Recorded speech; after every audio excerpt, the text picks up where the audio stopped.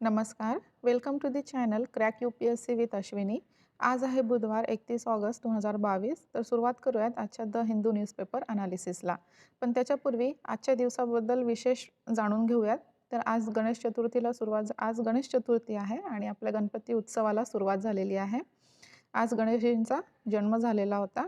सगळ्यांना गणेश चतुर्थीच्या खूप खूप शुभेच्छा.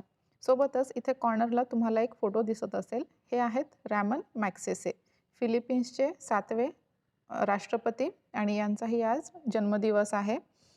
यांच्या नावाने एक अवॉर्ड दिला जातो, रॅमन मॅग्सेसे अवॉर्ड. जे पीपल्स वेलफेअरमध्ये चांगलं कार्य करतात, उत्तम कार्य करतात, त्यांना हा अवॉर्ड दिला जातो.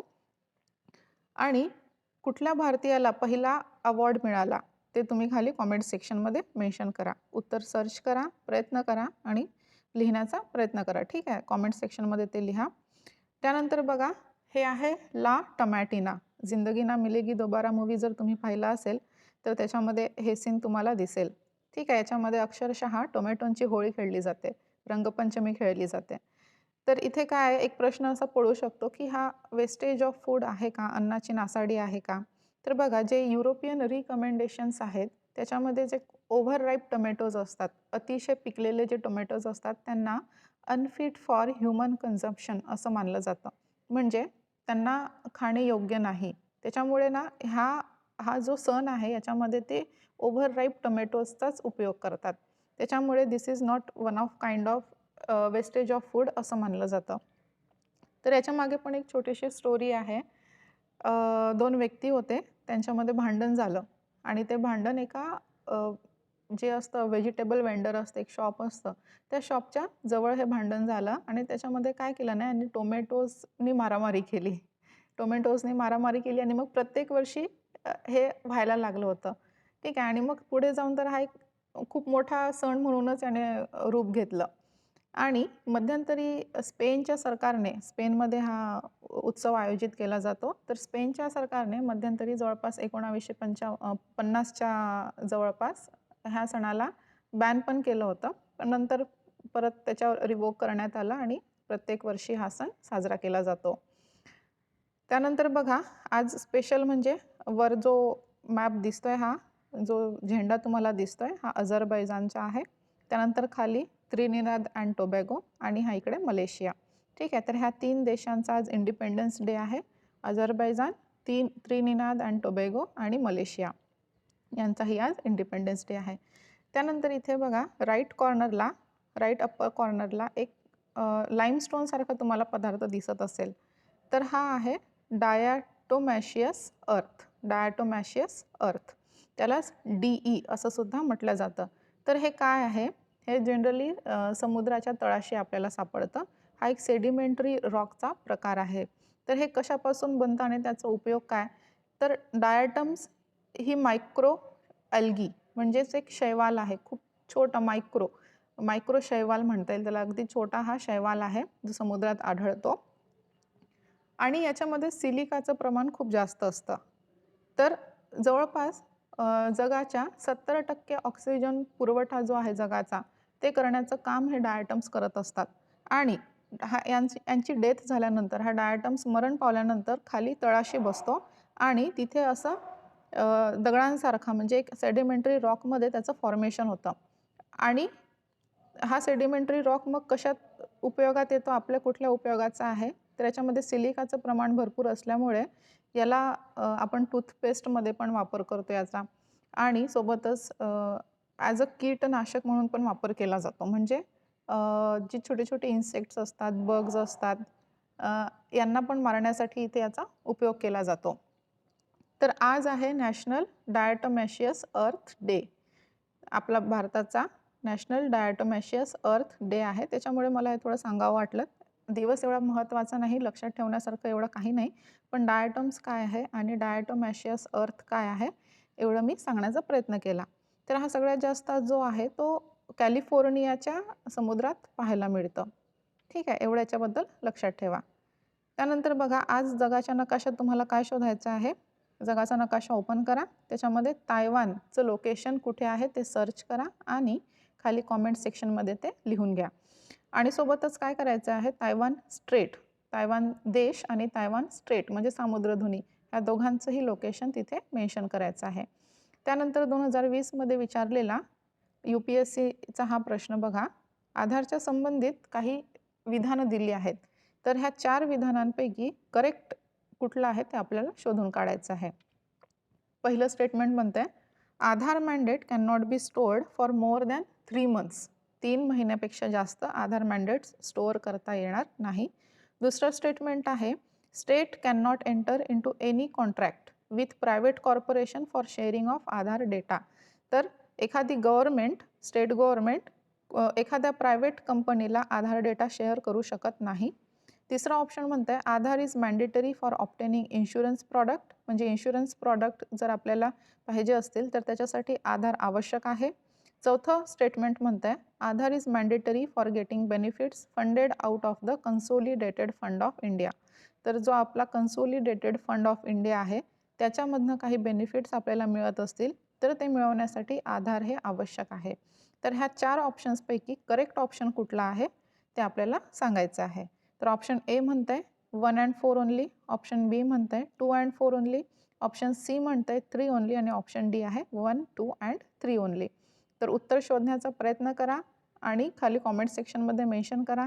नाही सापडलं उत्तर तरी मी व्हिडिओच्या शेवटी सांगणार आहे, पण तरीही तुम्ही प्रयत्न करा आणि लिहून काढा. तर बघा पहिली न्यूज आपल्याकडे येते ती इन्फ्लेशनबद्दल. तर महागाईमध्ये सगळ्यात टॉप केलं आहे तेलंगणा राज्याने.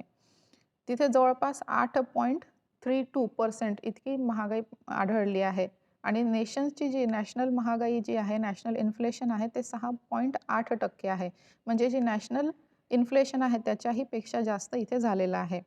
ठीक आहे. त्यानंतर बेंगॉल आणि सिक्कीम याच्यामध्ये पण 8% जवळपास इन्फ्लेशन आढळली आहे. बघा जवळपास डझनभर राज्य त्यांच्यामध्ये 6% कमी इन्फ्लेशन आहे. तर जवळपास 12 स्टेट आहेत ज्यांच्यामध्ये 7% जास्त इन्फ्लेशन आढळलेली आहे.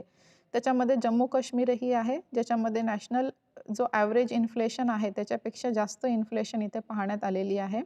त्यानंतर बघा सगळ्या राज्यांचे इथे लक्षात ठेवायची गरज नाही. फक्त महाराष्ट्राचं तेवढं लक्षात ठेवा 7.7% आणि महाराष्ट्रासोबत आहे हरियाणा. ठीक आहे. महाराष्ट्र आणि हरियाणा 7.7% आहे जे नॅशनल ॲव्हरेज इन्फ्लेशनच्याही जास्त आहे. नॅशनल ॲव्हरेज इन्फ्लेशन किती आहे 2022ची तर ती आहे 6.8%. महाराष्ट्राची आहे 7.7%. ठीक आहे. त्यानंतर बघा हा एक मॅप दिलेला आहे जो ब्लॅक कलरचा आपल्याला वर दिसतोय जम्मू काश्मीरचा एरिया म्हणजेच कुठला अक्साई चीन आणि पाक ऑक्युपाईड काश्मीर त्याच्यातला डेटा अवेलेबल नाही आहे. त्यानंतर बघा जे ऑरेंज कलरमध्ये दिलेलं आहे ते म्हणजेच जी नॅशनल ॲव्हरेज इन्फ्लेशन आहे 6.8% त्याच्यापेक्षा जास्त इन्फ्लेशन रेट असणारी ही राज्य आहेत जी ऑरेंज आहेत आणि जी ब्लूमध्ये दिलेली आहे ती जो नॅशनल ॲव्हरेज इन्फ्लेशन रेट आहे त्याच्यापेक्षा कमी असणारी राज्य आहेत. ठीक आहे. तर एवढीच माहिती इथे दिलेली आहे. याच्यामध्ये जास्त लक्षात ठेवू नका. फक्त महाराष्ट्राची तेवढी लक्षात ठेवा 7.7% आणि तेलंगणा याने इन्फ्लेशनमध्ये टॉप केलं आहे एवढं एक लक्षात ठेवा. त्यानंतर इथे महत्त्वाचं ते आहे जे आहे ते म्हणजे इन्फ्लेशन. तर इन्फ्लेशन किंवा महागाई म्हणजे काय ते थोडक्यात पाहूयात. तर बघा इन्फ्लेशन म्हणजे एका ठराविक वेळेत देशातील ज्या वस्तू असतात त्यांच्या किमतीत वाढ होणे म्हणजेच इन्फ्लेशन. तर ही टर्म आपण जनरली इकॉनॉमिक्सच्या बाबतीत वापरत असतो. तर याच्यामुळे काय होतं लोकांची जी पर्चेसिंग पॉवर असते ती कमी होते. महागाई वाढली तर आपण वस्तू कमी घेणार म्हणजेच काय आपली पर्चेसिंग पॉवर ही कमी झाली. तर RBIने 4% हा इन्फ्लेशन टार्गेट ठेवलेला आहे. 4% असायला पाहिजे पण ±2 म्हणजे 2 ते 6 यांच्या दरम्यान कितीही इन्फ्लेशन असेल तर ती टॉलरेबल आहे. ठीक आहे. म्हणजे ती इकॉनॉमीसाठी चांगली आहे. तर आपण इन्फ्लेशन कसं मेजर करतो तर त्याचे काही खाली जसं होलसेल प्राईस इंडेक्स, त्यानंतर consumer price index, producer price index, commodity price indices, core price index आणि GDP डिफ्लेटर हे काही नॉर्म्स आहेत ज्याच्या आधारे आपण इन्फ्लेशन मेजर करत असतो. तर भारतात आपण जास्त करून होलसेल प्राईस इंडेक्स आणि कन्झ्युमर प्राईस इंडेक्स यांचा वापर करत असतो. तर wholesale price index office of economic adviser ministry of commerce and industry याच्याद्वारे मंथली बेसिसवर रिलीज केला जातो. याचा बेस इयर आहे 2011-12 आणि यामध्ये कुठल्या कमोडिटीज येणार, जसं होलसेल म्हटलं तर बल्कमध्ये कमोडिटीज येणार, राईट. जसं मिनरल्स झालं, मशिनरी झालं, मेटल्स वगैरे जे मोठमोठे होलसेल आहेत त्याच्या आधारे आपण ही किंमत काढत असतो. त्यानंतर कन्झ्युमर प्राईस इंडेक्समध्ये जे सॉरी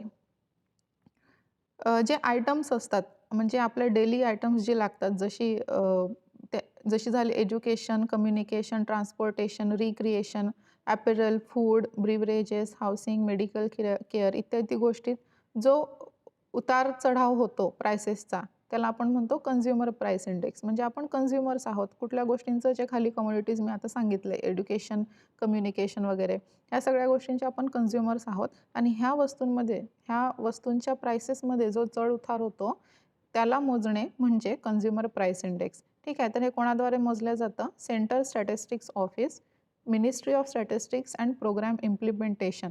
ठीक आहे. याच्याद्वारे हा मोजला जातो आणि याचं बेस इयर काय आहे? 2012. यांचं बेस इयर तेवढं लक्षात ठेवा. WPIचं 2011-12 आणि CPIचं 2012. त्यानंतर आहे प्रोड्युसर प्राईस इंडेक्स.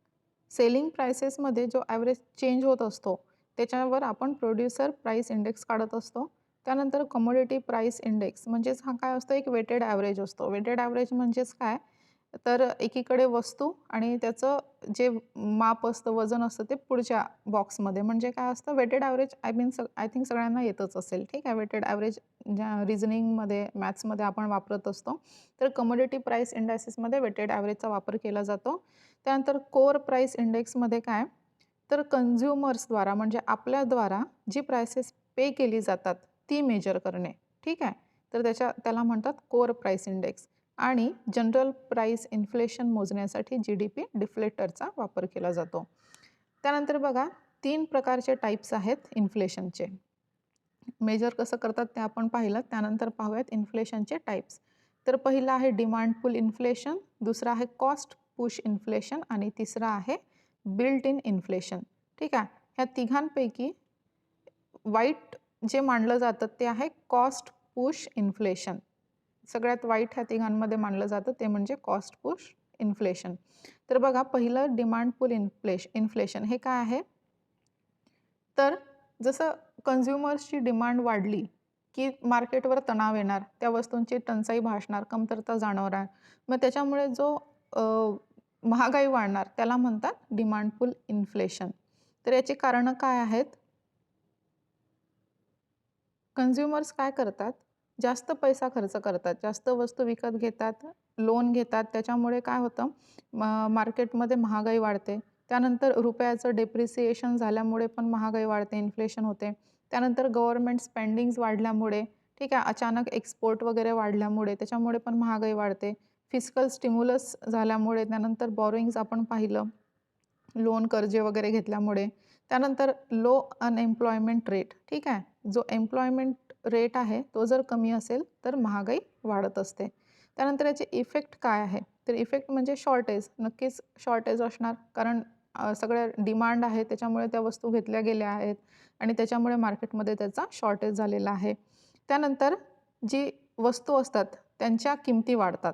ठीक आहे. Increase in the price of goods. आणि जर ओव्हरऑल म्हटलं तर जो लिव्हिंग कॉस्ट असतो तो खूप जास्त होतो, तो वाढतो. Increase in living cost.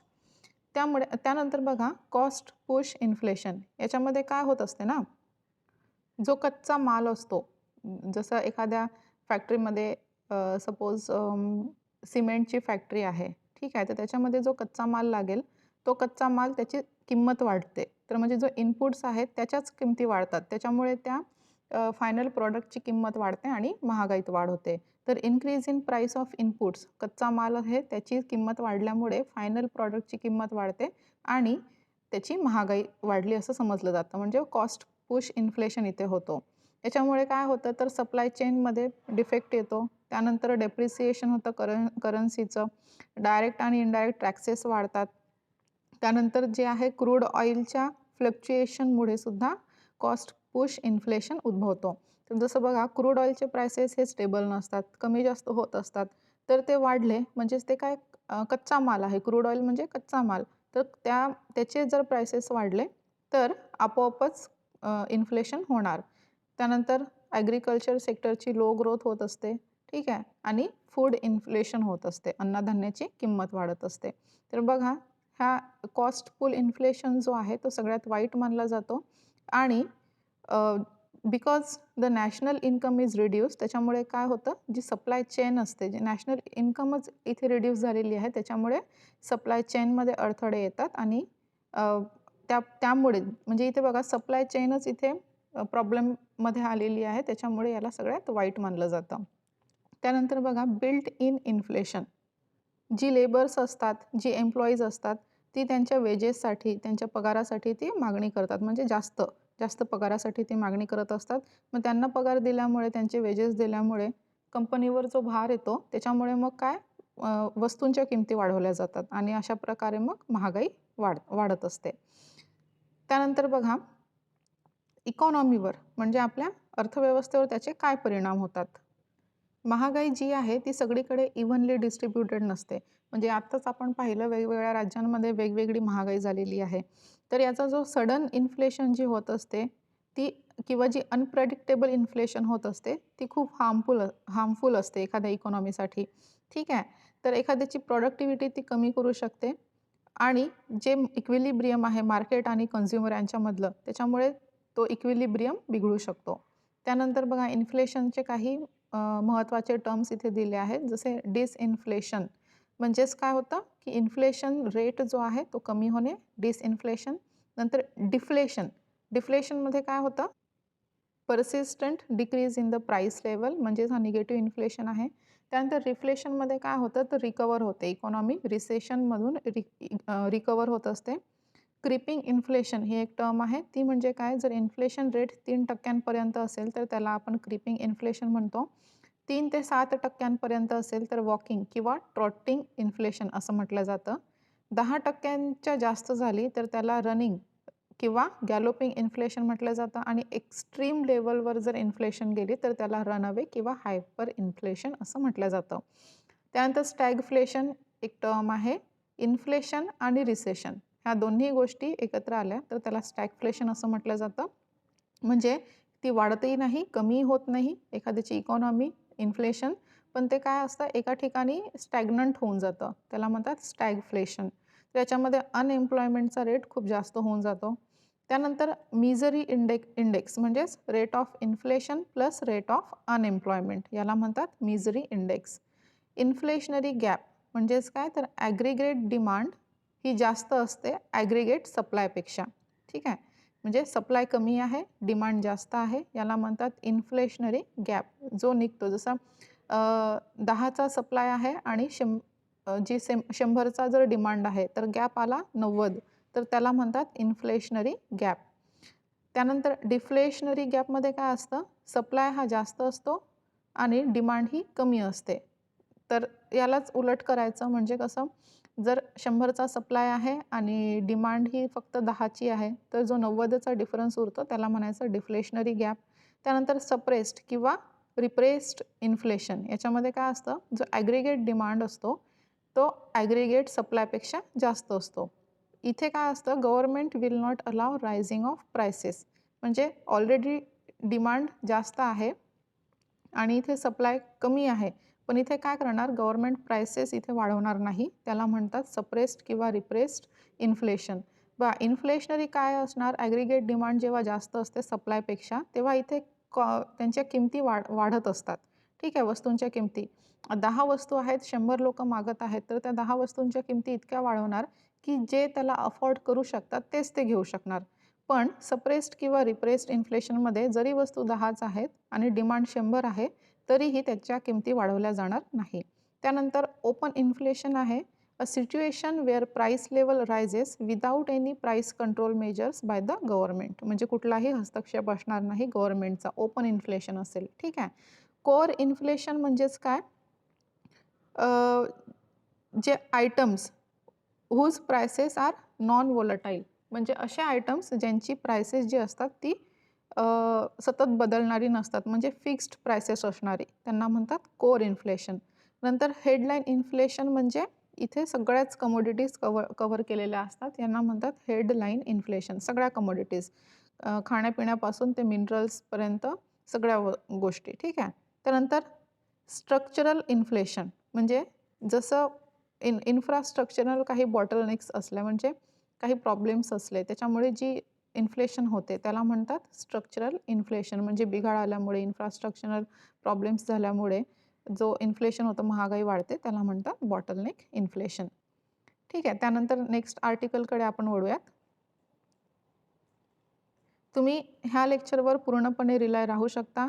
मी सगळा A to Z तुम्हाला इथे माहिती देण्याचा प्रयत्न करेन आणि 360 डिग्रीने प्रत्येक आर्टिकल कव्हर केला जाईल. त्यामुळे फक्त मन लावून लक्ष देऊन व्हिडिओ बघा. तुमचा इथे पूर्ण फायदा होईल याची गॅरंटी मी घेते, ठीक आहे. त्यानंतर नेक्स्ट आर्टिकल पाहूयात. हां, इथे बघा महत्त्वाचं एक आलेलं आहे. केरला पासेस बिल ऑन लोकायुक्त. तर हे लोकायुक्त ही आपली न्यूज तेवढी महत्त्वाची नाही. केरला पासेस बिल, तर हे स्टेटबद्दल आपल्याला जाणून घ्यायचं नाही, पण इथे लोकायुक्त आलेलं आहे. तर हे लोकायुक्त काय आहे ते थोडक्यात आपण पाहूयात, ठीक आहे. तर बघा, लोकपाल अँड लोकायुक्त ॲक्ट 2013 यालाच द लोकपाल ॲक्ट असं सुद्धा म्हटलं जातं. तर याचं काम काय? Anti corruption act of the parliament in India, ठीक आहे. आणि हा 2014मध्ये हा लागू करण्यात आला होता. 16 जानेवारी 2014मध्ये लागू करण्यात आला होता. तर याच्यामध्ये काय आहे? लोकपाल आणि लोकायुक्त. लोकपाल कुठे? तर सेंटरमध्ये आणि लोकायुक्त स्टेट लेवलमध्ये, ठीक आहे. तिथे यांची नेमणूक केली जाणार आणि यांचं काम काय असणार? तर अँटी करप्शन रोडमॅप हे प्रोव्हाइड करून देतील, ठीक आहे. लोकपाल जे आहेत ते सेंट्रल लेवलवर अँटी करप्शन रोडमॅप मिळवून देतील, तयार करून देतील. तर लोकायुक्त हे स्टेट लेवलवर ते तयार करून देतील. लोकपालच्या ज्युरिस्डिक्शनमध्ये मग कोण कोण येणार? Prime minister, ministers, member of parliament, group A, B, C आणि D ऑफिसर्स, ठीक आहे. सगळे सेंट्रल गव्हर्नमेंटचे सगळे ऑफिसर्स लोकपालच्या ज्युरिस्डिक्शनमध्ये येणार. मग बघा, लोकपालमध्ये किती मेंबर असतील? तर एकूण 8 मेंबर्स असतील, इन्क्लुडिंग चेअरपर्सन. आणि त्यांच्यामध्ये जवळपास 50% म्हणजे 50% ज्युडिशियल मेंबर्स असणे आवश्यक आहे. सोबतच राहिलेले 50% हे SC and ST, OBC, minorities आणि विमेन यांच्यापैकी असली पाहिजेत, ठीक आहे. त्यानंतर बघा, सिलेक्शन कमिटी जी असते, लोकपाल नियुक्त करण्याची सिलेक्शन कमिटी आहे, त्याच्यामध्ये कोण कोण असणार? Prime minister, speaker of Lok Sabha, leader of opposition, chief justice of India or a sitting supreme court जज nominated by the chief justice of India. ही लोकं असतील जी लोकपालच्या नियुक्तीसाठी जी कमिटी असेल त्यामध्ये, ठीक आहे. त्यानंतर बघा, ह्या ॲक्टमध्ये जी पनिशमेंट दिलेली आहे, जर एखादा दोषी इथे आढळला तर ह्या ॲक्टमध्ये जे प्रिव्हेन्शन ऑफ करप्शन ॲक्ट यानुसार 7 ते 10 वर्षांची मॅक्सिमम पनिशमेंट होऊ शकते. तर मिनिमम पनिशमेंट सेक्शन 7, 8, 9 आणि 12च्या नुसार 3 वर्षांची होऊ शकते, ठीक आहे. आणि सेक्शन 15नुसार ती 2 वर्षांची असू शकते. फॉरेन कॉन्ट्रिब्युशन रेग्युलेशन ॲक्ट अंतर्गत जे फॉरेन डोनेशन्स आहेत त्याची मर्यादा ह्या ॲक्ट अंतर्गत 10 लाख रुपये पर इयर इतकी करण्यात आलेली आहे.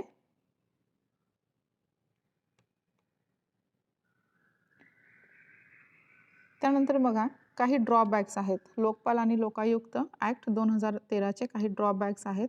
ते म्हणजे काय? कुठल्याही पब्लिक सर्वंट साठी यांच्याकडे सुओ मोटो प्रोसिजर्स नाही आहेत, म्हणजे स्वतःहून ते काहीच करू शकत नाहीत, ठीक आहे. सबस्टन्सपेक्षा कंप्लेंटवर त्यांचा जास्त भर आहे. त्यानंतर एखाद्या पब्लिक सर्वंटबद्दल जर फॉल्स किंवा फ्रिव्हियस कंप्लेंट झाली असेल तर त्याच्यासाठी हेवी पनिशमेंट इथे करण्यात आलेली आहे. त्याच्यामुळेही लोकपालकडे कंप्लेंट फाईल्स जात नाहीत, ठीक आहे. त्याच्यानंतर अनॉनमस कंप्लेंट नॉट अलाउड, म्हणजे तिथे नाव लिहिलेलं असणे आवश्यक आहे. जो कंप्लेंट करतोय त्या याचिकाकर्त्याचं नाव असणे आवश्यक आहे. त्याच्यामुळे सुद्धा कंप्लेंट लिहिले जात नाहीत. त्याच्यानंतर legal assistance to public servant against whom complaint is filed.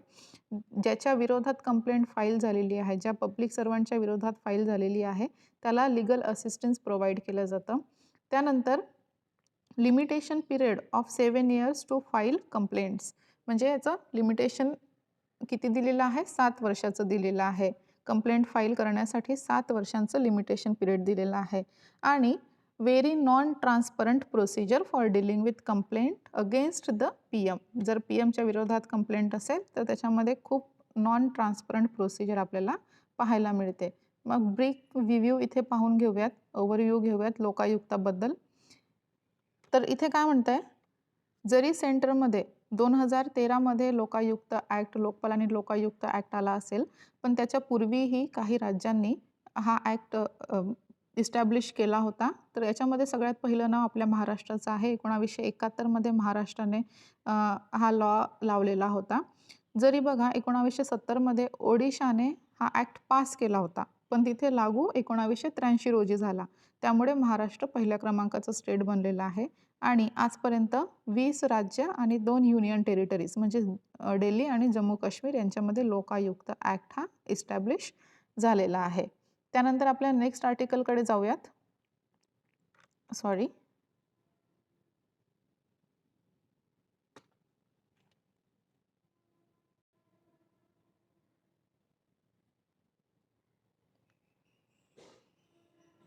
हे इथे श्रीलंकन एअरलाइन्स वगैरे हे कालचं ओणम सण सगळ्यांना माहिती आहे, केरळमध्ये साजरा केला जातो. फुलांची रांगोळी इथे केली जाते. आणि तिथे हा सण म्हणजे याच्या थोडक्यात मला सांगावं असं वाटतं ते म्हणजे बघा, 2 कारणांसाठी हा सण साजरा केला जातो. एक म्हणजे एक किंग होता, एक राजा होता, किंग महाबली, ठीक आहे, केरळचा. तो गोल्डन इरा ऑफ केरळ असं मानलं जातं. त्या राजाचा जो काळ होता त्याला सुवर्ण काळ असं मानलं जातं. तर तो आजच्या दिवशी परत आला होता अशी मान्यता आहे, त्याच्यामुळे पण हा सण साजरा केला जातो. आणि दुसरं म्हणजे बघा, एक हार्वेस्टिंग पिरियड आहे. हा जो ऑगस्ट सप्टेंबरचा जो काळ आहे तो राईस हार्वेस्टिंग पिरियड आहे, म्हणजे भाताची शेती जी आहे त्याच्या हार्वेस्टिंगचा पिरियड आहे. आणि म्हणून अन्नधान्यासाठी, प्रॉस्पेरिटीसाठी म्हणून देखील हा सण इथे साजरा केला जातो. हे ओणमचं चित्र मला इथे दिसलं त्याच्यामुळे मला थोडंसं इथे सांगावं वाटलं. त्यानंतर बघा, leopard attacks man at a temple in Andhra Pradesh. तर सोमेश्वरा स्वामी टेम्पल, आंध्र प्रदेशमधलं हे टेम्पल आहे. इथे एका लेपर्डने अटॅक केलेला आहे, याच्याबद्दल दिलेलं आहे. तर बघा, लेपर्डबद्दल आपण इथे माहिती जाणून घेऊयात. आपल्या एक्झामच्या दृष्टीने खूप महत्त्वाची एक्झाम आहे, ठीक आहे. स्पेशली याचं IUCN स्टेटस आणि सोबतच साईट्सचं status, wild life protection act 1972 मध्ये च्या कुठल्या शेड्यूलमध्ये आहे हे आपल्याला माहीत असणे आवश्यक आहे. तर GS पेपर 3 एन्व्हायरमेंटशी याला रिलेट करता येईल. याचं सायंटिफिक नेम म्हणजे पॅन्थेरा पार्डस. तर याचं IUCN म्हणजेच international union for conservation of nature, तर वल्नरेबल स्टेटस याला दिलेला आहे, वल्नरेबल कॅटेगरीमध्ये आहे. त्यानंतर साईट्स म्हणजेच convention on international trade in endangered species of wild fauna and flora याच्या अपेंडिक्स 1 मध्ये आहे, म्हणजे याला प्रोटेक्शनची गरज आहे. तर बघा, इथे अपेंडिक्स 1चं दिलेलं आहे खाली. It list species that are most endangered, ठीक आहे, त्यांना रिगरस प्रोटेक्शनची गरज आहे अशी जी स्पीसीज असतात त्यांना अपेंडिक्स 1 मध्ये ठेवलं आहे. सेम हे वाईल्ड लाईफ प्रोटेक्शन ॲक्ट 1972च्या बाबतीतही आहे. शेड्यूल 1 आणि शेड्यूल 2 मध्ये जी फ्लोरा आणि फॉना आहे त्यांना प्रोटेक्शन देण्यात यावं, रिगरस प्रोटेक्शन देण्यात यावं असं प्रोव्हिजन आहे. त्यानंतर बघा, इथे डेटा दिलेला आहे, तो म्हणजे 2014 आणि 2018 मध्ये कंपॅरिझन आहे. तर इथे म्हटलेलं आहे 2014 मधून 2018 मध्ये ह्या 4 वर्षात जे आहे जवळपास 60% लेपर्डचं पॉप्युलेशन आपल्याकडे वाढलेलं आहे.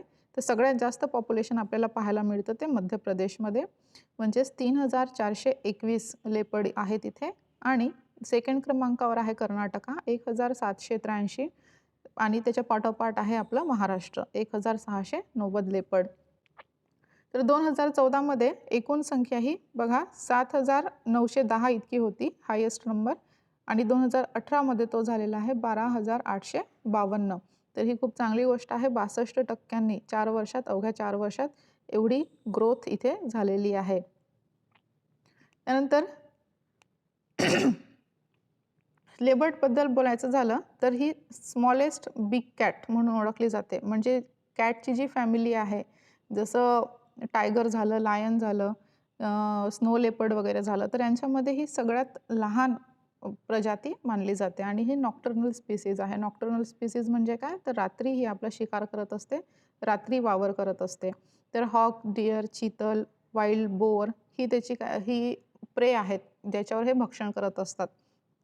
त्यानंतर बघा, सॉरी, एक टर्म आहे मेलॅनिस्टिक लेपर्ड्स. मेलॅनिस्टिक म्हणजे काय? मेलॅनिन माहितीच आहे सगळ्यांना. मेलॅनिन हे पिगमेंट आहे. ते पिगमेंट काय करतं? आपल्या बॉडीला रंग देण्याचं काम करतं. पण यांच्यामध्ये काय असतं ना, जे मेलॅनिन असतं ना, त्याचं प्रमाण खूप जास्त झालं की मग तो असा पूर्ण डार्क दिसतो आणि त्यालाच आपण जॅग्वार किंवा ब्लॅक पॅन्थर असं ओळखत असतो. ठीक आहे. हा नॉर्मलच लेपर्ड आहे. फक्त एवढंच की याच्यामध्ये मेलॅनिनचं प्रोडक्शन खूप जास्त प्रमाणात झालं आहे. तर याला म्हणतात मेलॅनिस्टिक लेपर्ड्स किंवा तोच आहे ब्लॅक पॅन्थर किंवा जॅग्वार. त्यानंतर याचा हॅबिटॅट बघा, sub Saharan Africa, western and central Asia, Indian sub continent to south east and east Asia. जो इंडियन लेपर्ड आहे त्याला काय म्हणतात? त्याला फुस्का हे नाव दिलेलं आहे. Species name fusca, Panthera pardus fusca. ठीक आहे. त्याच्यानंतर एक प्रोजेक्ट स्नो लेपर्ड आहे. स्नो लेपर्ड हा उत्तराखंडमध्ये राबवला जाणारा एक प्रोजेक्ट आहे, ज्याच्यामध्ये कॉन्झर्वेशन ऑफ लेपर्ड आणि त्यांचं जे नंबर आहे ते वाढवण्यावर भर देण्यात आलेला आहे. त्यानंतर बघा इथे काय दिलेलं आहे, जरी लेपर्डची संख्या वाढत आहे, पण तरीही त्यांचा जो एरिया आहे, हॅबिटॅट एरिया आहे, तो कमी होत आहे. गेल्या 100 ते 125 वर्षाचा जर आपण विचार केला, तर जो त्यांचा अधिवास आहे, तो कमी होत आलेला आहे. मग याच्यासाठी कुठल्या टेक्निक्स यूज करतो आपण यांचं सेन्सस करण्यासाठी, लेपर्ड्सचं सेन्सससाठी? तर कॅमेरा ट्रॅप्स, सॅटेलाइट इमेजिंग आणि wild life institution of India and national tiger conservation म्हणजेच NTCA, तर यांच्याद्वारे फील्ड वर्क केलं जातं.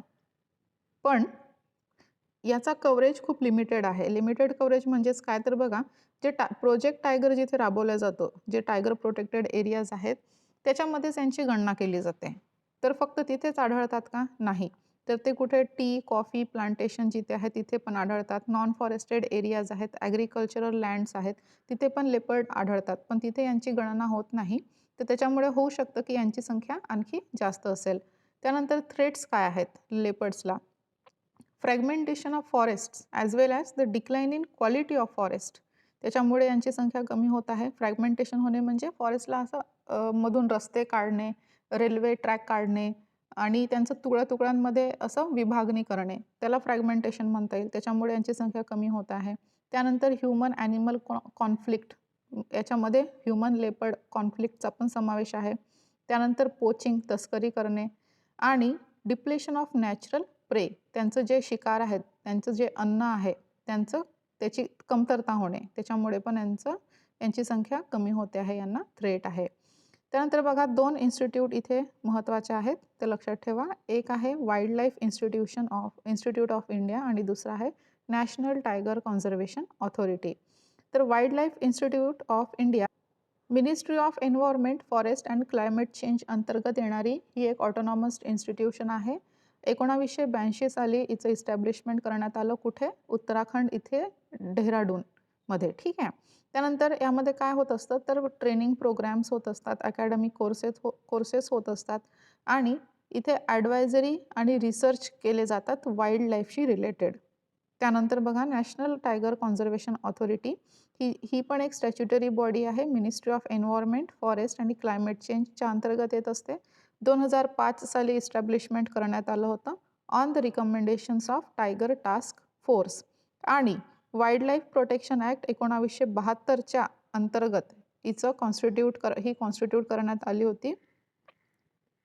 त्यानंतर याचं मेन पर्पज आहे टायगर कॉन्झर्वेशन आणि त्याच्याबद्दलचे जे काही असाइनमेंट्स आहेत, प्रोग्रॅम्स आहेत ते. त्यानंतर नेक्स्ट आर्टिकलकडे आपण वळूयात, जे एअरपोर्ट ऑथॉरिटी ऑफ इंडियाबद्दल आलेलं आहे बहुतेक. पण त्याच्या आधी आपण एडिटोरियल कव्हर करून घेऊयात. इथे बघा, सॅम पित्रोदा यांनी लिहिलेला हा लेख आहे. सगळ्यांनाच माहिती आहे जवळपास सॅम पित्रोदा हे कोण आहेत, तर ते IT शी रिलेटेड व्यक्ती आहेत. बघा कोण, टेलिकॉम IT इंजिनियर आहेत, इनोव्हेटर आहेत, एंटरप्रेन्योर आहेत, global thinker and policy maker आहेत. प्राईम मिनिस्टर्स राजीव गांधी आणि डॉक्टर मनमोहन सिंग यांचे ते ॲडवायझर राहिले आहेत. टेक्नॉलॉजी मिशन्स जे काही झालेत आपल्या देशात त्यांच्याबद्दल, इनोव्हेशन्स आणि डिजिटल इंडिया, तर हे ह्या सगळ्यांमध्ये मार्गदर्शक ठरलेले आहेत. तर यांनी हा एडिटोरियल लिहिलेला आहे. प्रधानमंत्रींनी आपल्या 75th इंडिपेंडन्स डेला जे भाषण दिलं त्याच्यामध्ये त्यांनी 5 प्रतिज्ञा घेतल्या होत्या. ठीक आहे, 5 प्रण त्यांनी घेतले. तर ते प्रण त्यांना इलॅबोरेट करण्याची गरज आहे असं ते म्हणतात. म्हणजे तुम्ही जे प्रण घेतले त्याला तुम्ही इलॅबोरेट करायला पाहिजे होतं. तुमचा म्हणण्याचा नेमका अर्थ काय ते तुम्ही इलॅबोरेट करायला पाहिजे असं त्यांचं म्हणणं आहे. तर बघा, यांचं असं म्हणणं आहे की जी आपण 5 प्रतिज्ञा घेतल्या आहेत ती म्हणजेच काय, तर 2047 पर्यंत इंडियाला ॲज अ डेव्हलप नेशन म्हणून विकसित करणे, डेव्हलप नेशनच्या रूपात त्याला आणणे. त्यानंतर जे ट्रेसेस आहेत कॉलोनायझेशनचे, म्हणजे ब्रिटिशांनी आपल्यावर राज्य केले त्याचे जे काही उरले-सुरले ट्रेसेस आहेत त्यांना नाहीसे करणे. त्यानंतर जे आपले रूट्स आहेत, हेरिटेज आहे आपल्याकडे जो मोठा कल्चर लाभलेला आहे त्याच्यावर गर्व करणे किंवा त्याला पुढे नेणे.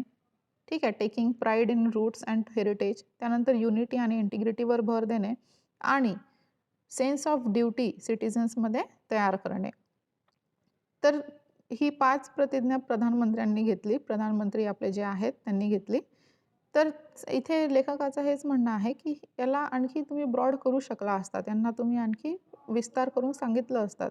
जसं त्यांचं म्हणणं आहे की पहिलं जे आहे तर डेव्हलप नेशनबद्दल तुम्ही बोलताय. 2047 मध्ये आपण एक डेव्हलप नेशन असू असं तुम्ही म्हणताय. तर डेव्हलप नेशन म्हणजे नेमका अर्थ काय? तो GDPशी रिलेटेड असणार आहे की इथल्या लोकांच्या हॅपीनेसशी? म्हणजेच काय, तर तो क्वालिटेटिव्ह असणार आहे की क्वांटिटेटिव्ह असणार आहे? ठीक आहे, म्हणजे जसं रिच कंट्रीज आहेत ज्यांच्यामध्ये काय आहे, त्यांचा GDP खूप हाय आहे, अल्ट्रा रिच आहेत. म्हणजेच पण खूप जास्त त्यांचा GDP हाय आहे, पण त्यांच्यामध्ये काय आहे, इनइक्वालिटी आहे, एक्सक्ल्युजन आहे, म्हणजे सगळ्यांना असं सामावून घेतलेलं नाही आहे.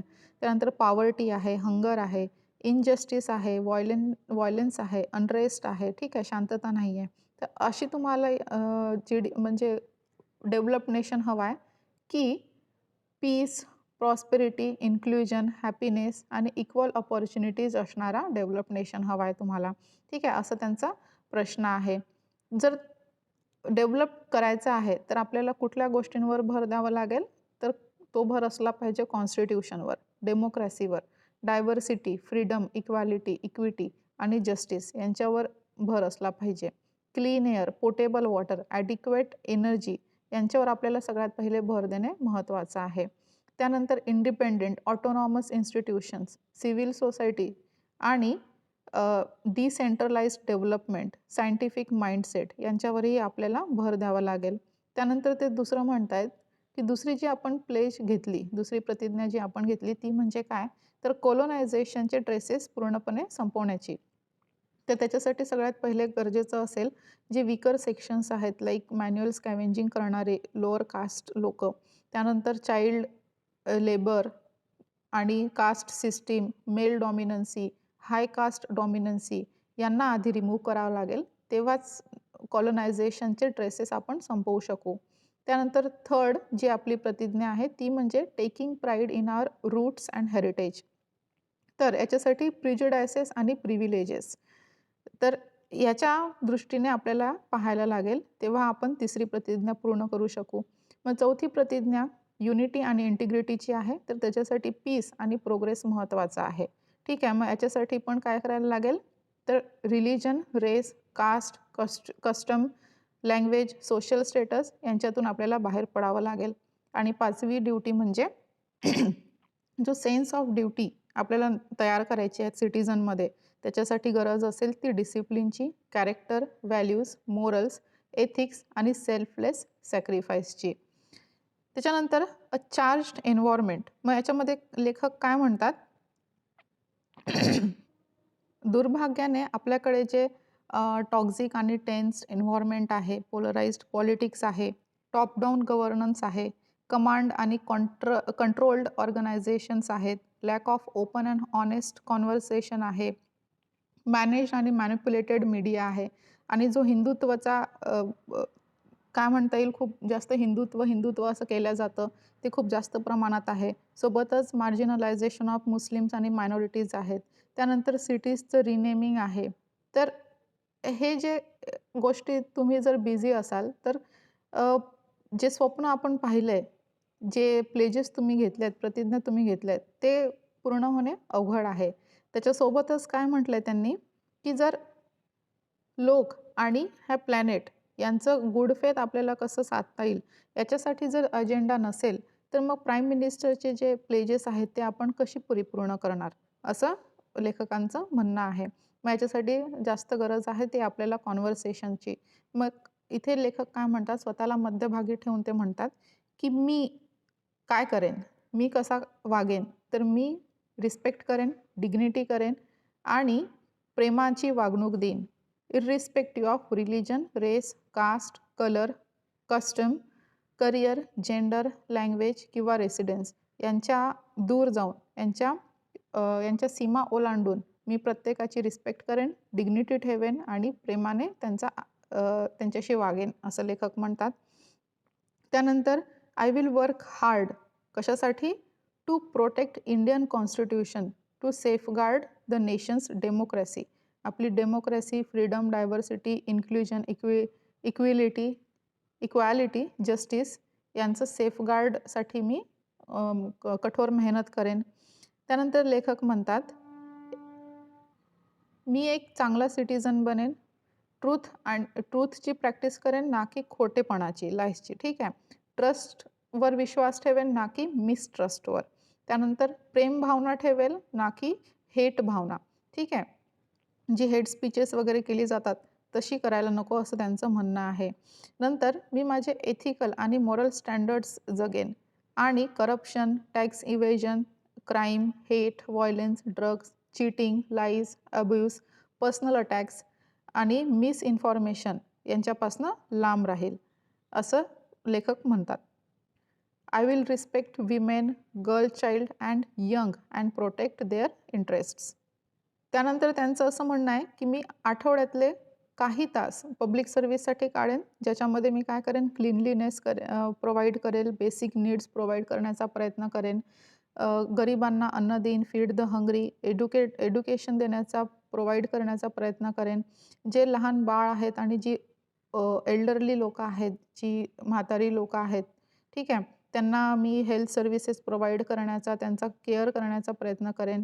त्यानंतर स्किल्स डेव्हलप करेन, स्पोर्ट्स मध्ये रुची घेणार, एंटरटेन करेल, त्यानंतर प्लांटेशन करणार, मेंटॉरशिप प्रोव्हाइड करेल, लीगल सर्व्हिसेस प्रोव्हाइड करण्याचा प्रयत्न करेन, oral hygiene, transport, fix equipment, run the local library आणि स्टोरीज रीड करेन. तर असं त्यांचं म्हणणं आहे. खूप चांगले चांगले त्यांचे उद्देश त्यांनी सांगितले आहेत, की मी काय करेन.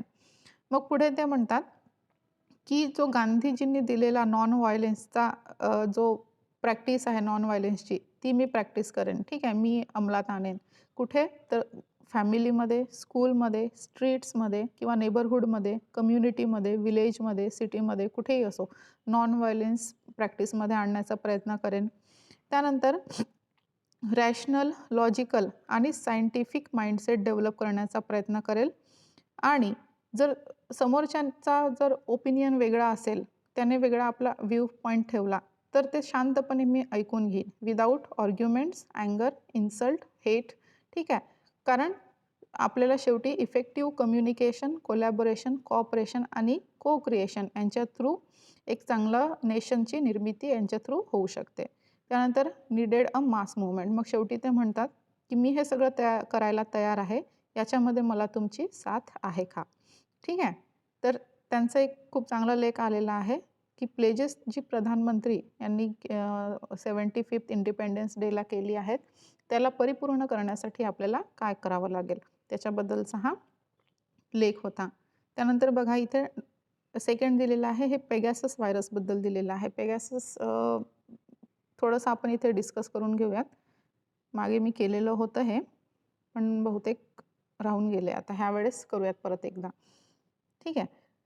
तर पेगासस म्हणजेच काय, ही एक काल्पनिक एक चित्र आहे बघा. इथे घोडा दिसतोय तुम्हाला, त्याला पंख आहेत आणि त्याला इमॉर्टल असं समजलं जातं. म्हणजे काय, तर कधीही न मरणारा, म्हणजेच पेगासस असं मानलं जातं. तर हा एक NSO ग्रुप आहे इस्रायलचा. इस्रायलचा एक NSO ग्रुप आहे. त्यांनी निर्माण केलेला हा एक व्हायरस आहे. ठीक आहे. यालाच झिरो क्लिक व्हायरस असंही म्हटलं जातं. म्हणजेच काय होतं ना, जसं एखाद्याला हॅक करायचा असेल, एखाद्याचा मोबाईल किंवा एखादं डिजिटल डिव्हाइस हॅक करायचं असेल एखाद्या हॅकरला, तर तो काय करेल, एखादा मेसेज पाठवेल, एखादी लिंक पाठवेल किंवा कॉल करेल, असं काहीतरी करेल, जेणेकरून समोरचा व्यक्ती, ठीक आहे, जो होस्ट असणार आहे, जो बळी पडणार आहे ह्या हॅकिंगला, तो व्यक्ती काय करेल, त्या लिंकवर टच करेल, ते ओपन करेल किंवा तो मेसेज पाहील किंवा तो कॉल रिसीव्ह करेल, तर हा हॅकर त्याचं मोबाईल किंवा डिजिटल डिव्हाइस हॅक करू शकेल. पण पेगासस काय आहे, की इथे कुठल्याही लिंकवर टच करायची किंवा मेसेज रिसीव्ह करायची, कॉल रिसीव्ह करायची इथे गरज नाही. झिरो क्लिक हॅकिंग इथे होत असते. ठीक आहे. फक्त त्याला हॅकरला इथे एक मिस कॉल द्यावा लागेल किंवा एक मेसेज पाठवावा लागेल. बस एवढं केलं तरी त्याचा फोन हॅक होऊ शकतो. तर मग आपण आताच पाहिलं कशा प्रकारे होऊ शकतो हॅक. तर SMS द्वारे होऊ शकतो, WhatsApp मेसेजद्वारे होऊ शकतो किंवा WhatsApp कॉलद्वारेही होऊ शकतो, iMessageद्वारे होऊ शकतो किंवा आणखीन बहुतेक त्याच्या अननोन व्हल्नरेबिलिटीज आहेत ज्याच्यामुळे तो हॅकिंग होऊ शकतं. मग हे हॅकिंग झाल्यावर काय काय मिळवू शकतो हॅकर, कुठली माहिती मिळवू शकतो? तर बघा, एखाद्याच्या फोनमधले SMS तो वाचू शकतो, ईमेल्स वाचू शकतो, WhatsApp चॅट्स वाचू शकतो, फोटोज, व्हिडिओज हॅक करू शकतो. त्यानंतर बघा, मायक्रोफोनसुद्धा ॲक्टिवेट करू शकतो. म्हणजे तो व्यक्ती जर एखाद्या महत्त्वाच्या मीटिंगमध्ये असेल आणि महत्त्वाचं कॉन्व्हर्सेशन सुरू असेल, तर त्याला माहितीही होणार नाही आणि त्याचा मोबाईल हॅक होऊन जाईल आणि खूप महत्त्वाचं म्हणजे इन्फॉर्मेशन, माहिती जी काही असेल, म्हणजे खूप इम्पॉर्टंट माहिती जी असेल, इन्फॉर्मेशन असेल, ती हॅकरला कळेल. कॅमेरा ॲक्टिवेट होऊ शकतो, कॉल्स रेकॉर्ड करू शकतात. त्यानंतर GPS डेटासुद्धा ॲक्टिवेट करता येऊ शकतो. म्हणजे त्याचं लोकेशन लोकेट करण्यात खूप मोठा योगदान इथे मिळेल पेगासस व्हायरसचा. त्यानंतर कॅलेंडर आणि कॉन्टॅक्ट बुकसुद्धा इथे हॅक करता येते. ठीक आहे. हे झालं पेगाससबद्दल. याच्यामध्ये जास्त आपण खोलात नको जायला, कारण हे आपल्या परीक्षेच्या दृष्टीने एवढं महत्त्वाचं नाही आहे. फक्त जे पेगासस महत्त्वाचं होतं ते आपण पाहिलं. त्यानंतर बघा, पुढचा एक लेख आलेला आहे रामकृष्णन यांनी लिहिलेला. श्रीलंका खूप मोठ्या संकटात, सध्या क्रायसिसमध्ये आहे, सगळ्यांनाच माहिती आहे. तर यांचं असं म्हणणं आहे की आपण श्रीलंकेला मदत करायला हवी आणि ती का करायला हवी ते पण लेखकांनी शेवटी इथे मेन्शन केलेलं आहे. इंडियाचं काय इंटरेस्ट आहे त्याला मदत करण्यास श्रीलंकेला हे शेवटी दिलेलं आहे. पण कुठल्या कुठल्या क्षेत्रात आपण मदत करायला पाहिजे, कशी मदत करायला पाहिजे ते यांनी दिलेलं आहे. ते आपण थोडक्यात पाहूया. ठीक आहे. तर श्रीलंकेवर हे क्रायसिस का आलं, तर श्रीलंकेने काय केलं, अचानक सडनली जो केमिकल फर्टिलायझरचा सप्लाय असतो तो बंद केला. ठीक आहे. आणि त्यांनी ऑर्गॅनिक फार्मिंगला सुरुवात केली. म्हणजे स्टेप बाय स्टेप न करता अचानक सगळे केमिकल फर्टिलायझर्स त्यांनी बंद केले आणि ऑर्गॅनिक फार्मिंगकडे त्यांनी आपल्या देशाचं जे काही ॲग्रिकल्चर होतं ते वळवलं. त्याच्यामुळे काय झालं, प्रोडक्शन कमी झालं. कारण ऑर्गॅनिक फार्मिंग चांगली आहे, पण त्याच्यामध्ये काय होत असतं की वेळ लागतो. त्याचे रिझल्ट्स मिळायला वेळ लागतो. त्याच्यामुळे ते स्टेप बाय स्टेप अप्लाय करायला पाहिजे. पण त्या देशाने एकदमच बंद केला आणि ऑर्गॅनिक फार्मिंगकडे तो देश वळला. तर मग लेखकांचं इथे म्हणणं आहे की जसं भारताने, तिथले लोक थँकफुल आहेत. म्हणजे तिथले श्रीलंकेचे जे फार्मर्स आहेत ते थँकफुल आहेत. कशासाठी, की भारताने त्यांना केमिकल फर्टिलायझर सप्लाय केलं. त्यानंतर तिथल्या लोकांचं म्हणणं आहे की बघा, खूप जास्त एकदम जेनरस असिस्टंट्स तर एखादा देश नाही देऊ शकत, पण तरीही त्यांनी लोनची अपेक्षा केलेली आहे भारताकडनं. मग बघा, भारताने जवळपास आतापर्यंत $4 बिलियन इतकं एंगेजमेंट श्रीलंकेमध्ये केलेलं आहे. ठीक आहे. त्याच्यानंतर लिबरल लोन्स दिलेल्या आहेत, टेक्निकल एक्सपर्टाईज आणि नॉलेज शेअर केलेलं आहे. ठीक आहे. आणि तिथल्या लोकांचे स्किल्स अपग्रेड करण्यासाठी हेल्प केलेली आहे. मग बघा, समोर लेखक काय म्हणतात की श्रीलंका जो आहे तो मिल्क पावडर आणि डेअरी प्रॉडक्ट्स जे असतात ते खूप जास्त प्रमाणात आयात करतो. जवळपास $315 मिलियन इतकं आयात त्यांनी केलेलं आहे डेअरी प्रॉडक्टचं. तर लेखकांचं असं म्हणणं आहे की आपल्याला इंडिजिनसली त्यांच्या देशामध्ये डेअरी प्रॉडक्ट उत्पादन झालं पाहिजे, याच्यासाठी असिस्टन्स केलं पाहिजे, याच्यासाठी त्यांना मदत केली पाहिजे. जेणेकरून त्यांचा जो खर्च आहे, म्हणजे जो इम्पोर्ट केल्यानंतरचा जो खर्च आहे, त्यांच्या देशातला पैसा बाहेर जातोय, तो त्यांच्या देशातच राहील आणि इतर इन्फ्रास्ट्रक्चरल डेव्हलपमेंटसाठी तो कामात आणता येईल. ठीक आहे. त्याच्यानंतर मग काय म्हणतात, की जो सेकंड त्यांनी ऑप्शन दिलेला आहे तो म्हणजे पोल्ट्री सेक्टर. पहिलं त्यांनी सांगितलं, की जो डेअरी सेक्टर आहे त्याच्यामध्ये भारताने भर द्यायला हवा. श्रीलंकेमध्ये त्यांना मदत करायला हवी. त्यानंतर पोल्ट्री सेक्टरमध्ये पण भर द्यायला हवा, जेणेकरून त्यांची अन्नधान्याची जी काही गरज आहे, म्हणजे त्यांचं जे पोषण आहे त्याची गरज तिथे पूर्ण होणार. एक डेअरी प्रॉडक्ट झालं, त्यानंतर पोल्ट्री सेक्टर झालं. ॲटलिस्ट जे तिथे त्या देशात परिपूर्ण होऊ शकतात ज्या गोष्टी, त्या गोष्टींसाठी सगळ्यात पहिले मदत करायला पाहिजे, असं लेखकांचं म्हणणं आहे. त्यानंतर मेज म्हणजे मक्याचं प्रोडक्शन वाढवायला तिथे मदत करणे. मेजचंच का बरं? कारण हे पोल्ट्री फीड आहे. म्हणजे काय? हे जे पोल्ट्री असतात त्यांना हे खाऊ घातलं जातं. त्याच्यामुळे मेजचं प्रोडक्शन वाढवण्यात मदत केली पाहिजे. त्यानंतर प्रोडक्शन आणि प्रोडक्टिव्हिटी ह्या दोघांवरही हँड इन हँड गेले पाहिजे, अशी मदत केली पाहिजे. त्यानंतर त्यांनी सांगितलं ॲग्रिकल्चरल मशिनरीवर नंतर भर देता येईल आपल्याला. त्यानंतर एनर्जी प्रोजेक्ट्सवर भर देता येईल. Micro, small and medium enterprises जे आहेत तिथले त्यांनी आतापर्यंत काही खूप मोठी अचीव्हमेंट नाही केलेली आहे. त्यांचं असं का बरं झालेलं आहे, तर लो अडॉप्शन ऑफ टेक्नॉलॉजी. कारण त्यांच्याकडे टेक्नॉलॉजी तेवढ्या प्रमाणात नाही आहे, ज्याच्यामुळे त्यांचे MSMEs जे आहेत ते एक चांगलं पोटेन्शियल निर्माण करू शकतील. तर इथे लेखकांचं हेच म्हणणं आहे, की आपलं जे डिजिटल MSME आणि RAMP म्हणजेच काय, रायझिंग अँड ॲक्सेलरेटिंग MSME परफॉर्मन्स, यांनी तिथले MSMEs कंट्रोल करायला पाहिजे. ठीक आहे, त्यांना प्रोव्हाइड करायला पाहिजे असिस्टन्स, असं यांचं म्हणणं आहे. त्यानंतरचं सेक्टर म्हणजे एज्युकेशन सेक्टर. स्कूल्स डेव्हलप करायला पाहिजे. एक चांगली एज्युकेशन सिस्टीम निर्माण करायला पाहिजे, ज्याच्यामध्ये स्मार्ट क्लासरूम आणि मॉडर्न कम्प्युटर लॅब्स असायला पाहिजे.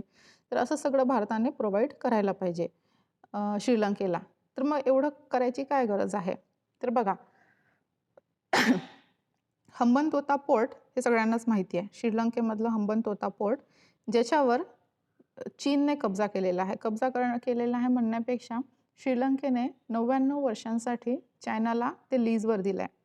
कारण असं आहे, की चायनाने जी मदतीचं आश्वासन दिलं होतं श्रीलंकेला, तर त्याच्यामध्ये काय केलं, श्रीलंकेने त्यांच्याकडून इतकं कर्ज घेतलं आहे, की ते कधीच फेडू शकत नाहीत.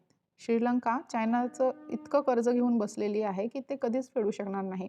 त्याच्यामुळे काय झालं ना, त्यांनी आपल्या जमिनीचा छोटासा तुकडा त्यांना लीजवर दिलेला आहे. 99 वर्ष लीजवर दिलं आहे, म्हणजे विकलाच आहे असं समजून घ्या.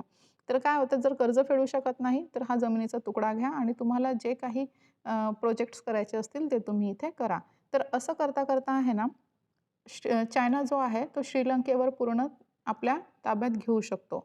आणि असं जर झालं तर भारतासाठी एक खूप मोठी चिंताजनक ही गोष्ट असेल. त्याच्यामुळे काय आहे, की आपल्याला श्रीलंकेची मदत करावी लागेल आणि श्रीलंकेला परत पूर्ववत स्थितीत आणायला त्याला मदत करून आपलंही हित त्यात साधता येईल, असं लेखकाचं इथे म्हणणं आहे.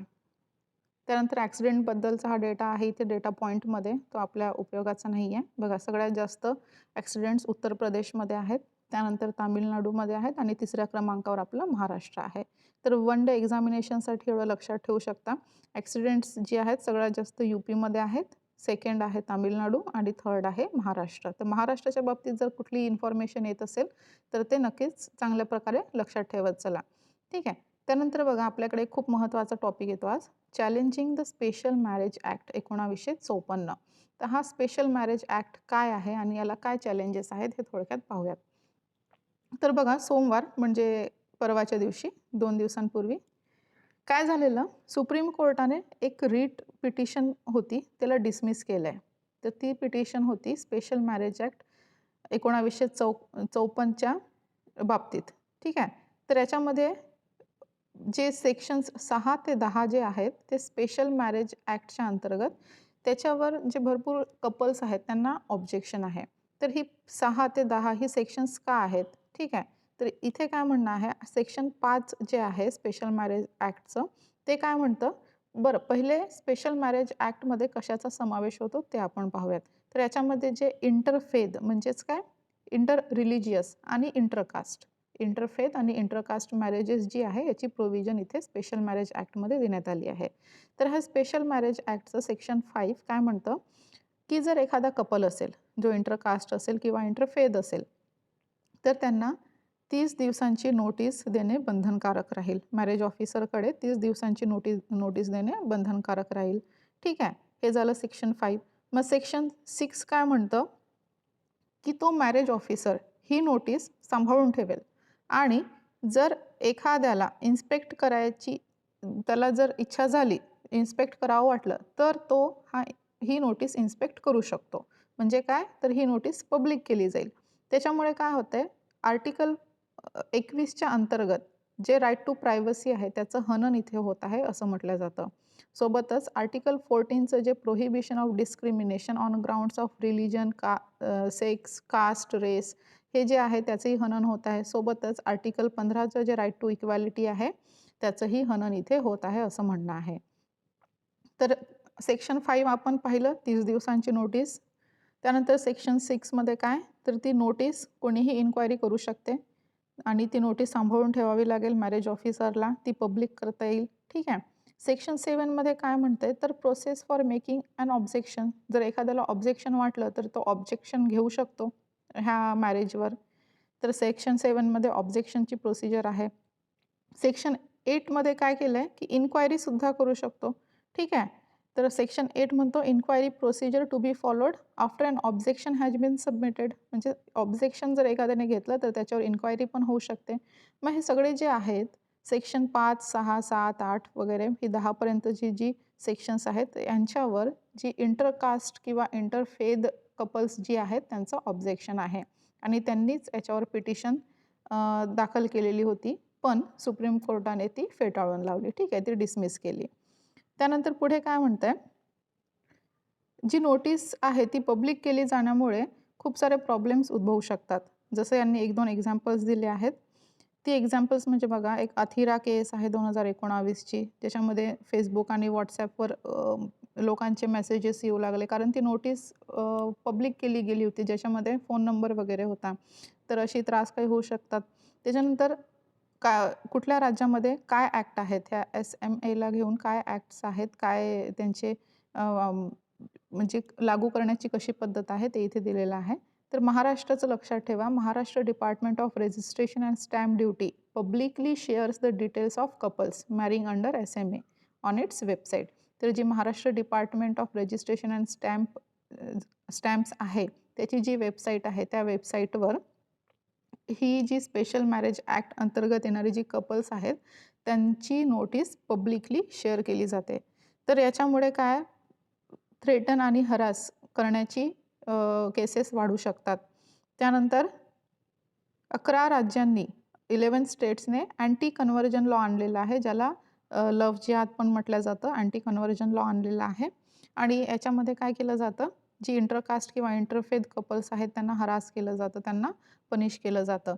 तर इथे स्पेशल मॅरेज ॲक्टबद्दल दिलेलं आहे. सेक्शन 6 ते 10 एवढं लक्षात ठेवा. 30 दिवसांची नोटीस देणे बंधनकारक असेल. त्यानंतर ती नोटीस पब्लिक केली जाईल आणि ऑब्जेक्शन ही करता येईल आणि ऑब्जेक्शन केलं तर त्याच्यावर इन्क्वायरीसुद्धा करता येईल. त्याच्यामुळे कुठल्या सेक्शन्सचं व्हायोलेशन होत आहे, पहिलं म्हणजे आर्टिकल 21 राईट टू प्रायव्हसी, कारण इथे त्या कपल्सची प्रायव्हसी इथे मोडली जाते आहे.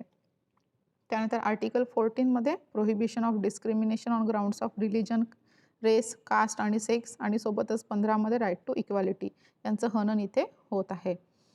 त्यानंतर नेक्स्ट आर्टिकलमध्ये आपण पाहूयात Chennai airport becomes 5th busiest in country. बघा, इथे न्यूमरिकल डेटा अजिबात लक्षात ठेवू नका, तो आपल्या कामाचा नाही.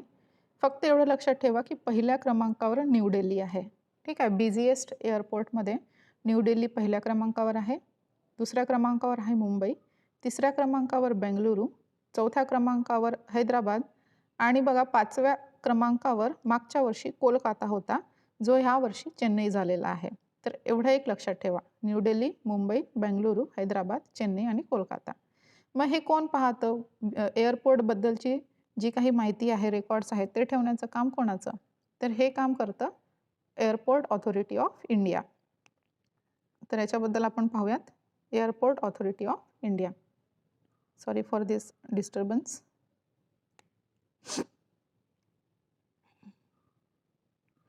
बघा, ही एक स्टॅच्युटरी बॉडी आहे गव्हर्नमेंट ऑफ इंडियाच्या अंतर्गत येणारी. 1995 रोजी हिचं गठन करण्यात आलं, म्हणजे इस्टॅब्लिश झाली होती. पण त्याच्यापूर्वी आपल्याकडे नॅशनल एअरपोर्ट्स ऑथॉरिटी आणि इंटरनॅशनल एअरपोर्ट्स ऑथॉरिटी अशा 2 संस्था होत्या.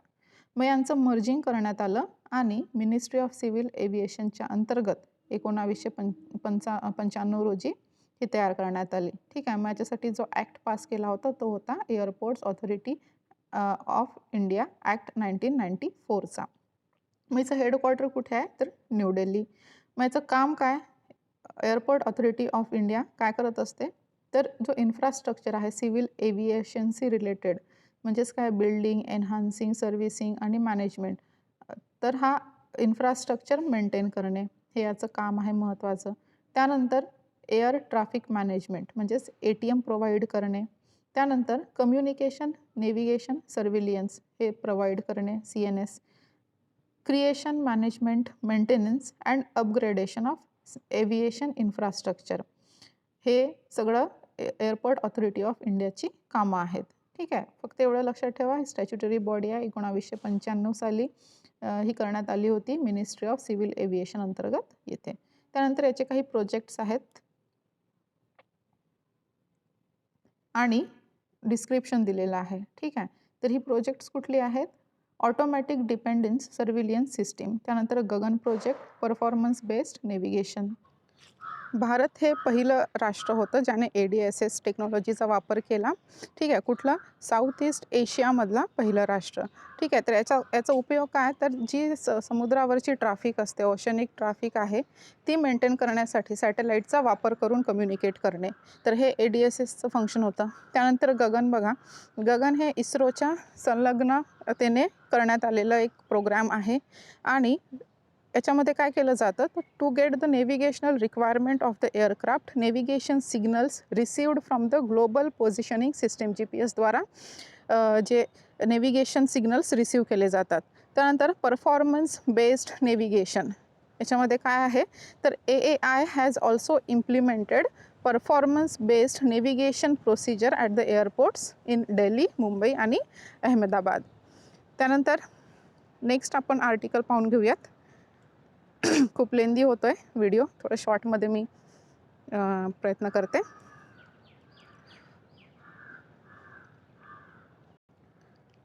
सोलोमन आयलँडचं इथे नाव आलेलं आहे. सोलोमन आयलँड का महत्त्वाचं आहे? ही न्यूज तर आपल्या तेवढी महत्त्वाची नाही. तर सोलोमन आयलँडबद्दल जाणून आपल्याला घ्यावं लागेल नक्कीच. कारण बघा, USने आता मध्ये न्यूज आलेली की तिथे सोलोमन आयलँडमध्ये US आपली एम्बेसी स्थापन करणार आहे, अशी मध्ये न्यूज आलेली होती. तर सोलोमन आयलँडची लोकेशन थोडक्यात आपण इथे पाहून घेऊयात. तर हे बघा, ऑस्ट्रेलियाच्या नॉर्थकडे. ठीक आहे. म्हणजे नॉर्थ ईस्ट जो रिजन आहे ऑस्ट्रेलियाच्या समुद्राचा, तिकडे बघा पॅसिफिक ओशनमध्ये. तर सोलोमन आयलँड आपल्याला इथे दिसेल आणि त्याची कॅपिटल आहे होनियारा. ठीक आहे. होनियारा. त्यानंतर इथे हे एक मायक्रोनेशिया, मेलेनेशिया आणि पॉलिनेशिया, एवढं लक्षात ठेवा. जे सोलोमन आयलँड आहे ते पॉलिनेशियामध्ये येतं. तर हे लक्षात ठेवायला लागेल, कारण UPSC प्रश्न विचारतो की कुठला आयलँड कुठल्या एरियामध्ये येतो, जसं पॉलिनेशियामध्ये येतो, मायक्रोनेशियामध्ये येतो की मेलॅनेशियामध्ये येतो. ठीक आहे. हवाई ते इकडे न्यूझीलंडपर्यंत लक्षात ठेवा पॉलिनेशिया. त्यानंतर मार्शल आयलँड ते पलाऊ, हे झालं मायक्रोनेशिया. त्यानंतर इंडोनेशिया ते फिजीपर्यंत. ठीक आहे. इंडोनेशिया ते फिजीपर्यंत हे लक्षात ठेवा मेलॅनेशिया. तर सोलोमन आयलँड येतं पॉलिनेशियामध्ये आणि नॉर्थ ईस्ट डायरेक्शनला, ऑस्ट्रेलियाच्या नॉर्थ ईस्ट डिरेक्शनला आहे आणि कॅपिटल आहे होनियारा. त्यानंतर इथे काही जी ट्राईब्स आहेत ती ट्राईब्स म्हणजे कुठली आहेत? अनुता, बेलोना, ऑनटॉक जावा, रेनेल, सिकाईना, टिकोपिया आणि वेकाऊ ताऊमाखो. प्रोनाऊन्सिएशन्स जरा हार्ड आहेत, पण वाचता वाचता ते लक्षात राहतील. ठीक आहे, आणि एक्झाममध्ये विचारलं तर ते क्लिक पण करतील. त्यानंतर जवळपास झालेलंच आहे आपलं. त्याच्यानंतर एक छोटंसं आर्टिकल ब्रेंट क्रूड ऑइलवर आलेलं आहे. तर Brent slides 5% on fears of recession. तर इथे आपण ऑइलबद्दल माहिती पाहून घेऊयात, क्रूड ऑइलबद्दल. तर क्रूड ऑइल आपले किती प्रकारचे आहेत? 2 प्रकारचे मेन आपल्याला टाईप सापडतात क्रूड ऑइलचे. एक म्हणजे WTI आणि दुसरा आहे ब्रेंट. तर WTI म्हणजेच काय? West Texas intermediate. हे कुठून येतं? तर जे USचे ऑइल फील्ड्स आहेत, टेक्सास, लुइशियाना आणि नॉर्थ डकोटा जो प्रांत आहे तिथून येणारे हे ऑइल आहे, त्याला म्हणतात WTI. आणि ब्रेंट कुठून येतो? तर तो येतो ब्रेंट आणि जो नॉर्थ सी एरिया आहे तिथनं. म्हणजे जवळपास 15 डिफरंट प्रकारचे ऑइल इथे आहेत, ऑइल फील्ड्स आहेत, नॉर्थ सी आणि ब्रेंट. ठीक आहे. त्यानंतर बघा, WTIचं खूप जास्त हाय क्वालिटीचा आहे हा, आणि म्हणजे एफिशियंट आहे. ठीक आहे. आणि जो ब्रेंट आहे तो लाईट आहे, स्वीट आहे, आणि याचं जे API ग्रॅव्हिटी आहे ती 38.3 डिग्री आहे. API ग्रॅव्हिटी आहे म्हणजे काय? तर याची डेन्सिटी जास्त आहे, डेन्स आहे थोडा. ठीक आहे, डेन्सिटी याची जास्त आहे. त्यानंतर जो WTI आहे याची API ग्रॅव्हिटी किती आहे? 39.6 डिग्री, म्हणजे याची डेन्सिटी थोडी कमी आहे. तर बघा, पॉल्युशन कोण जास्त करेल ह्या दोघांपैकी? तर तो आहे ब्रेंट क्रूड ऑइल, कारण याची डेन्सिटी जास्त आहे, तर याचं पोल्युशन पण जास्त असेल. ठीक आहे. त्यानंतर सल्फर दोघांमध्येही प्रेझेंट आहे. ब्रेंटमध्ये 0.37% आहे, तर WTIमध्ये ते 0.24% आहे. याच्यामुळेच ही डेन्सिटी कमी जास्त झालेली आहे. पर्सेंटेज WTIमध्ये 0.24% असल्यामुळे याची जी API ग्रॅव्हिटी आहे ती 39.6 डिग्री आहे. तर सल्फरचं इथे जास्त प्रमाण असल्यामुळे ब्रेंटमध्ये 0.37 असल्यामुळे याची ग्रॅव्हिटी ही कमी आहे. ठीक आहे, API ग्रॅव्हिटी 38.3 डिग्री, म्हणजे कमी सल्फर जास्त ग्रॅव्हिटी, आणि जास्त सल्फर कमी ग्रॅव्हिटी. ठीक आहे. तर जो WTI आहे तो खूप जास्त एफिशियंट आहे, ब्रेंट त्याच्यापेक्षा कमी एफिशियंट आहे. मग भारत कुठलं ऑइल परचेस करतो, कुठलं ऑइल इम्पोर्ट करतो? तर आपण मुख्यत्वे ब्रेंट क्रूड ऑइल परचेस करतो. मग असं का? जर WTI हा एफिशियंट आहे, जास्त एनर्जी प्रोड्यूस करतो, तर मग आपण ब्रेंट क्रूड ऑइल का मागवतो? तर याच्या मागचं एकच कारण म्हणजे ट्रान्सपोर्टेशनचा जो खर्च आहे तो. काय आहे? WTI जे आहे ते लँड लॉक्ड एरियामधून काढलं जातं. मग लँडलॉक्ड एरियामधून काढलं गेल्यामुळे समुद्र तटापर्यंत आणायचा जो एक्स्ट्रा खर्च असतो तो एक्स्ट्रा पे करावा लागतो. तर जो ब्रेंट क्रूड ऑइल आहे तो नॉर्थ सीमधनं काढला जातो. ठीक आहे, म्हणजे समुद्रामधनं निघतो, म्हणजे सरळ तो समुद्रावाटे वॉटरवेज थ्रू आपल्या भारतात येतो. तर त्याची कॉस्ट ही खूप कमी जाते. त्याच्यामुळे आपण ब्रेंट क्रूड ऑइल वापरत असतो. त्यानंतर बघा, 2008मध्ये आणि 2011मध्ये ऑइलवर प्रश्न विचारले आहेत. तर 2011चा प्रश्न बघा, ब्रेंट क्रूड ऑइल जो न्यूजमध्ये आहे फ्रिक्वेंटली तो काय आहे? तर फर्स्ट स्टेटमेंट आहे, it is a major classification of crude oil आणि it is sourced from north sea. तिसरं स्टेटमेंट आहे, डज नॉट कंटेन सल्फर. आत्ताच आपण पाहिलं क्रूड ऑइलचं क्लासिफिकेशन आहे, फर्स्ट सेंटेन्स करेक्ट आहे. त्यानंतर नॉर्थ सीमधून हा येतो, हे पण करेक्ट आहे. आणि तिसरं म्हणते सल्फरचं कंटेंट नाही, कंटेंट आहेच सल्फर. ठीक आहे, आणि जास्त आहे, WTIपेक्षा जास्त आहे. तर तिसरं स्टेटमेंट हे चुकीचं आहे. त्याच्यामुळे मग आपलं ऑप्शन कुठलं करेक्ट असणार आहे? 1 and 2 ओनली. ठीक आहे, 1 and 2 ओनली आपलं करेक्ट आन्सर होणार आहे. 2008मध्ये काय प्रश्न विचारलेला की जो 1 बॅरल ऑइल आहे त्याच्यामध्ये किती लिटर ऑइल असेल? ठीक आहे, किती लिटर्स असेल? तर याचं उत्तर तुम्ही सांगा. अगदी सोपं आहे. 131 लिटर आहे, 159 लिटर्स आहे, 257 लिटर्स आहे, 321 लिटर्स आहे. तर याचं उत्तर कॉमेंट सेक्शनमध्ये मेन्शन करा. तर क्रूड ऑइलचे जे प्राइसेस आहेत ते इकॉनॉमीला कसे काय अफेक्ट करतात? बँक ऑफ बरोडाने सांगितलं आहे की मागच्या 7 वर्षात सर्वात जास्त प्राइसेस वाढल्या आहेत यावेळेस, आणि जसं इन्फ्लेशन होऊ शकते, खूप जास्त प्रमाणात महागाई वाढू शकते. सोबतच रुपयाचं डेप्रिसिएशन होऊ शकतं, कारण महागाई वाढली तर आपल्या भारतातला पैसा जास्त जाणार. आपल्याला जास्त किमतीत तेवढं तेल खरेदी करावं लागणार. पहिले जर 1 लिटर तेलासाठी जर ₹100 द्यावे लागत होते, तर आता 1 लिटर तेलासाठी ₹150 ₹200 द्यावे लागू शकतात. त्याच्यामुळे डेप्रिसिएशन होऊ शकतं पैशाचं. पण सरकारला जर आपल्या देशांतर्गत विचार केला तर सरकारला एक खूप चांगला रेव्हेन्यू मिळू शकतो. मग तो कसा? कारण किमती वाढल्या तर पेट्रोलचे, डिझेलचे, बाकी जे पेट्रोलियम पदार्थ आहेत त्यांच्या किमती वाढतील. त्याच्यामुळे काय होतं, सरकारला खूप चांगला रेव्हेन्यू मिळू शकतो. त्याच्यानंतर कन्क्लुजन आपल्याला काय काढता येईल, तर जगामध्ये सगळ्यात जास्त ऑइल हा एक जगाचं इकॉनॉमिक इंजिन आहे, म्हणजे अर्थव्यवस्था चालवणारं एक इंजिन आहे. ठीक आहे. याचं सगळं जे आहे ट्रान्सपोर्टेशन, हीटिंग, मॅन्युफॅक्चरिंग आहे, सगळं कार्बन बेस्ड फ्युएल्स आहेत. तर ही काय पोल्युशन खूप जास्त प्रमाणात करतात. पण आपल्याकडे दुसरं काही चॉईस नाही आहे. याच्यासाठी सध्या तरी आपल्याकडे चॉईसेस नाही आहेत. त्याच्यासाठी आपल्याला काय करावं लागेल, टेक्नॉलॉजिकल ॲडव्हान्समेंट्स करायला पाहिजे. क्रूड एक्स्ट्रॅक्शनसाठी आणि ऑल्टरनेटिव्ह एनर्जी सोर्सेस मिळवण्यासाठी आपल्याला इथे चांगला भर द्यावा लागेल. इथे काही फॅक्टर्स दिलेले आहेत जे ऑइलचं प्राइसेस अफेक्ट करतात. ती म्हणजेच काय, तर news cycles, policy changes, supply, त्यानंतर कन्झ्युमर डिमांड्स.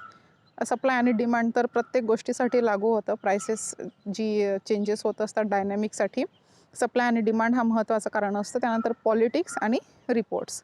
ठीक आहे. त्यानंतर